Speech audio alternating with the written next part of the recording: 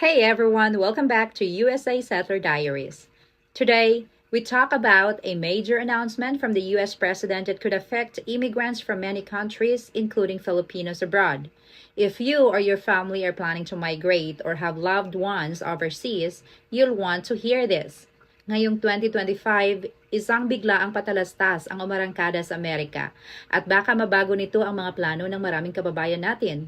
Kaya samahan niyo ako o sisain natin ito ng mabuti. On November 28, 2025, President Donald Trump said the U.S. will permanently pause migration from all third world countries. The so-called pause would apply not only to new immigration applications, but also to cases approved under the previous administration.